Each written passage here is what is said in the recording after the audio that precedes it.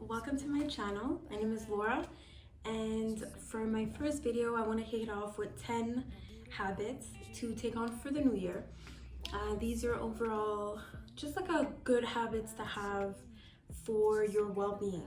I don't follow them regularly, I definitely should, and so these are just as much for myself than for you guys. So let's just jump it off with number one. Number one, shower meditate.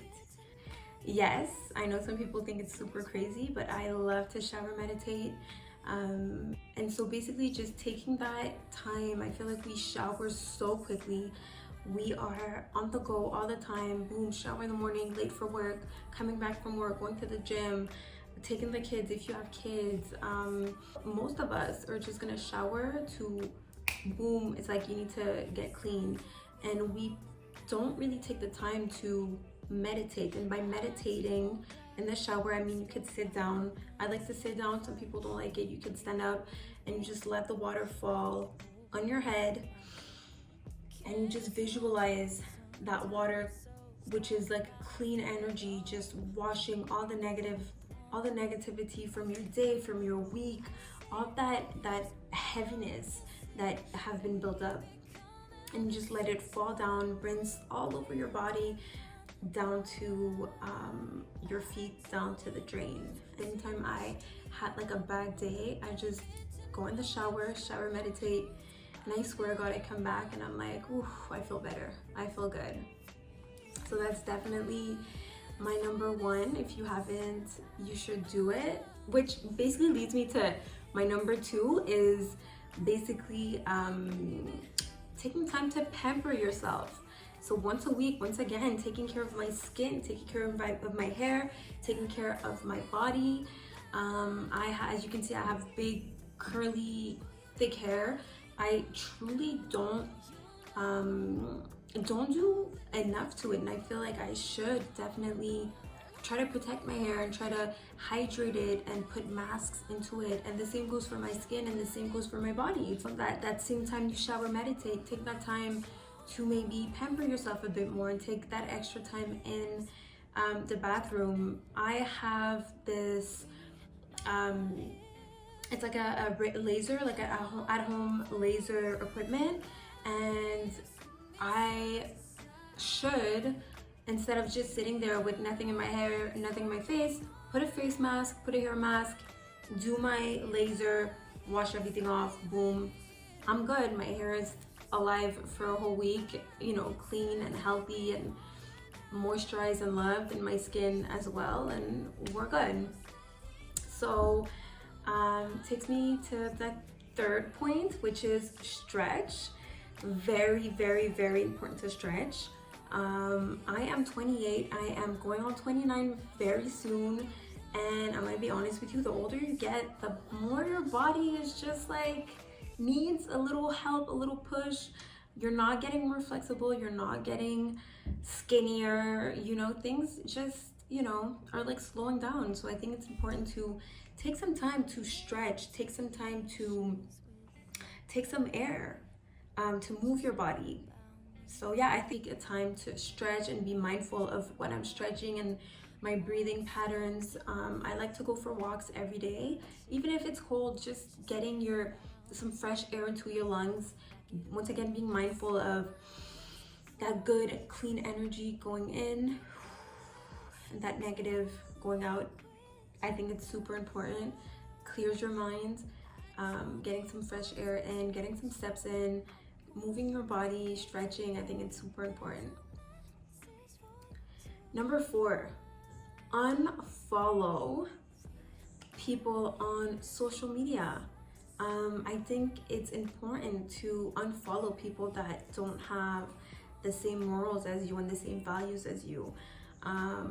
If you're on social media and you feel insecure, you feel anxious, or you feel like you need to buy this and you need to look like that, and you're constantly comparing yourself, that's who you're going to be on your everyday life. You're going to feel insecure, you're going to feel crappy, and I feel like it's important to follow people that are uplifting and that make you feel good and that are, you know, have good content. We spend hours on our screen. If you go right now to, you know, on like your setting and you see for how long you've been on your screen, I'm one of those. I'm like on my screen for 5-6 hours a day. It's ridiculous. That takes me on to my number 5, which is declutter.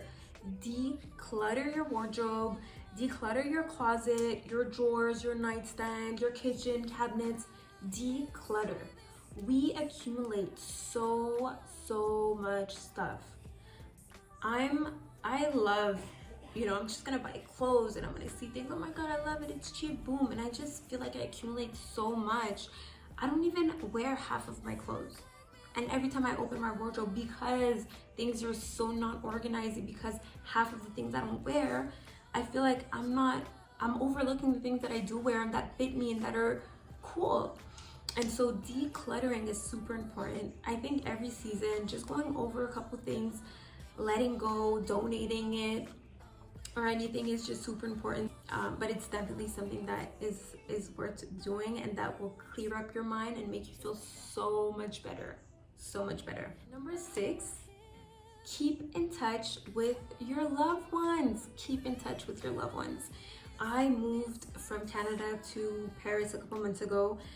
But even before that, I wasn't the best at keeping in touch, and I feel like I've gotten better over the years, definitely, because I know how important it is, but I'm still not the best at it. And by keeping in touch, I mean send a text, call people, you know, ask how they're doing, you know, FaceTime your loved ones and your family, and make time for your parents and your grandparents and people that mean to you. And I feel like keeping in touch with people is so rewarding, and you know, you just let them know how much you love them and you have their back, and you know, they have your back too. And I feel like, you know, people are not, sadly, you know, your family, your grandparents are not going to be here forever, and I feel like you're going to regret it when, you know, that time comes to not have been more present. So I think it's really important to just keep in touch.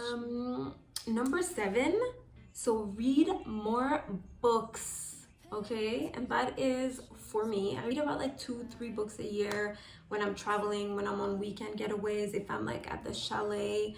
I like to read. Other than that, I'm like on my phone, on Netflix, or just working, going out. I really haven't made it a priority to read. But this year, 2021, I want to read 1 book a month. Either, you know, you commute either way or not, but I mean, you're watching Netflix before going to bed. You are taking the metro. You are going for walks, sitting down on a bench, talking on the phone. I mean, you can take those couple hours, couple minutes a day to just read a couple pages and let your imagination work, okay? Because I feel like we're constantly in front of like screens and things are just so animated, and reading is so important to develop your mind and your imagination, and I think it's great. So 8 would be make healthier choices. Yes, making healthier choices when it comes to food, okay? Food, drinks, especially with the holidays and drinking nonstop and eating crazy, and it just, as time goes by, you just feel so sluggish. And I feel like, for me, I know alcohol makes me feel sluggish, and I know alcohol is like something, I mean, I don't drink a lot, but when I do, I definitely feel like crap the next day for the next couple days, and so that's something I really want to cut down. And then the same goes for like sweets and just like, especially ladies, when it's that time of the month, I know we can get a little crazy, but I mean, it's okay to indulge, but to not go overboard, and to just keep in mind that whatever's in your pantry, you will eat. And so yeah, that's definitely to just make healthier choices when it comes to whatever is in your body. I used to be very conscious about whatever was in my body and outside, like my products were clean. I was vegan for some time. I mean, I'm like pescatarian now. But yeah, I used to be so clean, and I feel like I want to dabble back into that lifestyle a bit more. Number 9 is going to be to actually get into something you love. So really develop something that you love. I love to bake. I haven't been baking in a really long time, and I feel like for 2021 I really want to get into baking at least one thing a week. It could be, you know, cookies, pies, you know, bread loaves, brioche for the mornings or whatever, and just really take the time to bake. And basically, yeah, just get back to something that I love to do. And it goes back also to take a couple hours for yourself, to pamper, to shower, meditate, and just time for yourself. I love to bake, and I feel like I've been putting it on the back burner because I've been busy, but no, not at all. Like, you definitely have a couple hours a week if you like bouldering, if you like hiking, if you like painting, drawing. But my last point would be to make a list of all the things that you want to do during your week. Writing things down makes you accountable for them. So I have an agenda. I have like a little journal. I like to write things. I need things to be written down. Just my last point is to basically make points, keep an agenda, keep record of the things you have to do, check them off when they're done. You know, it's just a place. And it goes back to, once again, like I said previously, stretching and reading a little bit more, and taking time to shower, meditate, and just be mindful of the things that goes in your body.